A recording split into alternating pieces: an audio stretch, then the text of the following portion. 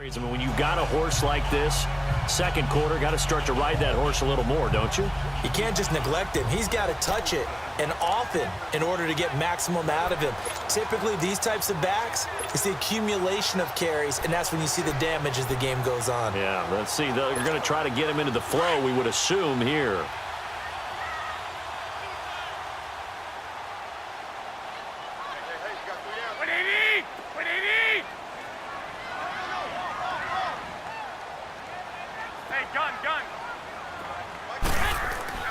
So after the INT, it's Garoppolo.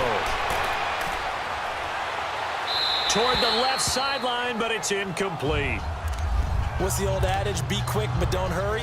Well, that went right out the window there. He was hurried, harassed. That ball had to be gotten rid of, otherwise he was going to get sacked.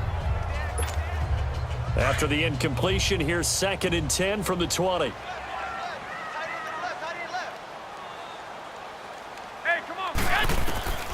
A shotgun snap for Garoppolo. The tight end Kittle has it on the left side. And he takes this one just shy of midfield all the way to the 49.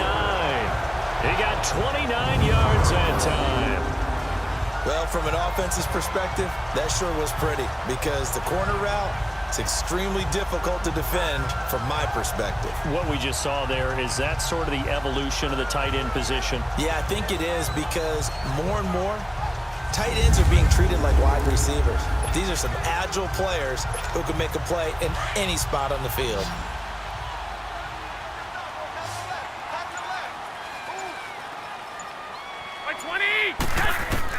Garoppolo on first down. Nowhere to go here. He lost the football. And this is scooped up by the Lions. And they'll take over inside the 45 at the 44-yard line. With no running backs in the backfield to help pass protect, all the receivers in their patterns, it's going to be hot routes. If they sense a blitz or pressure on the quarterback, they've got to be prepared to break routes off early and get the football. In this case, never even had a chance. They popped the ball free in the backfield. Well, look at the running back, the man out of the backfield as he gears up to go again. He's been good. They've utilized him well, but they're losing here in the second quarter. What might they change offensively? I think that what you try and do is expand how you get the ball to him a little bit. Get him out in open space, maybe swing the ball to him. What's that they used to call it in the West Coast offense, the long handoff? Yeah. Serve as your running play that way, as well as continue to feed him the football.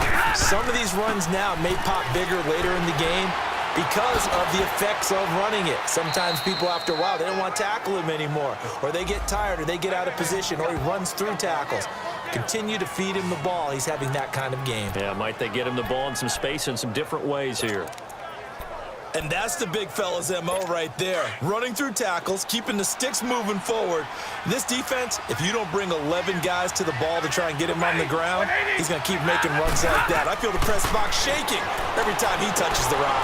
Throwing the slant pattern here complete.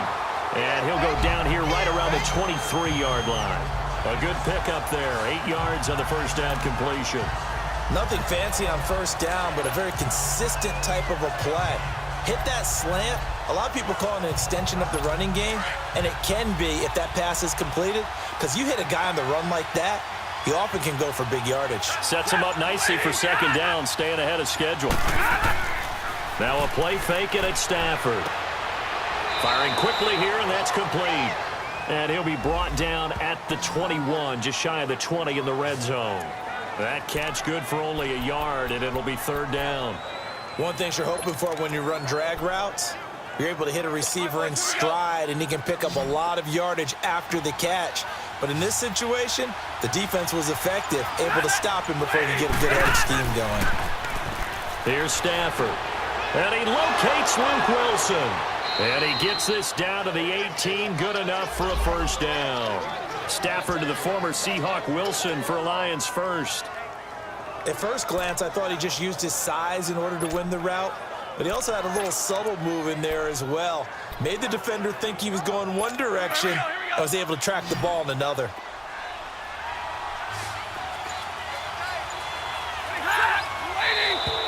Now flags will come in. I think this one's going to be on the defense for jumping. Encroachment, defense.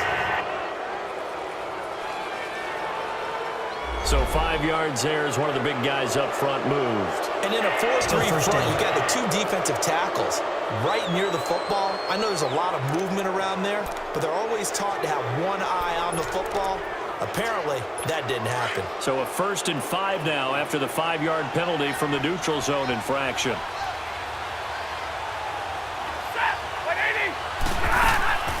They'll run it now out of the gun. And he'll be taken down here at about the 11. There to stop him on the defensive side, Fred Warner. Not a whole lot there after the penalty, but remember, it was 1st and 5, not 1st and 10. So now they can keep grinding out first downs, and good things can happen for them. Just 2nd and short coming up.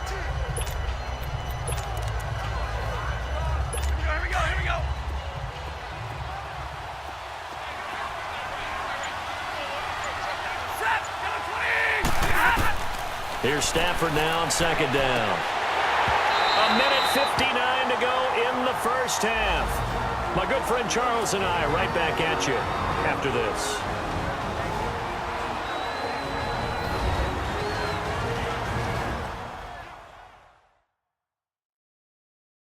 A reminder coming up at halftime, the coach is back. He made it through the first weekend. That's the good news, and he's going to regale you with stats and scores from around the NFL here in the early games in Week 2. You think he questioned coming back for Week 2, having to work with us? I think he did. He's just happy that he is far away in Orlando. The Lions on 3rd down. They're at 50%, 4 for 8. Here it's 3rd and 3.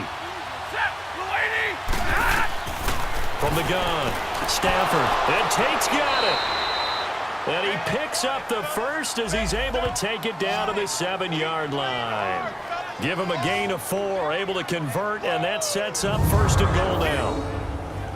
So how would you describe that one, partner? Workmanlike right there, getting that first down, blue-collar type football? Yeah, only needed 3, got 4, just enough. I like workmanlike. I think it's pretty cool myself. Everything doesn't have to be high glamour in this game.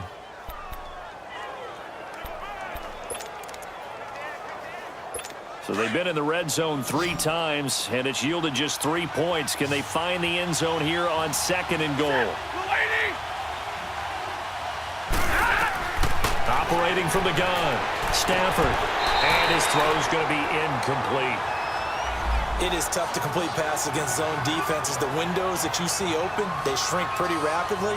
How about being able to hit a moving target against a zone before the next guy can get there and make a play on the ball? Not easy for any quarterback, no matter the situation, and there the defense won the battle.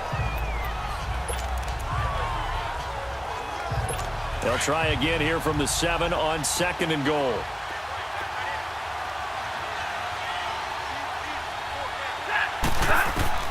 Stafford looks to throw again. Oh, the ball comes out on the hit, but they'll say it's incomplete. Feels like they're getting caught in between here because they had incompletions on 1st and 2nd down. Now you got to worry a little bit about the clock because you prefer not to give them another shot here in the first half. But if you don't pick up the first down, guess what? You're likely going to have to. So 3rd and goal, and the 49er faithful making some noise for their defense.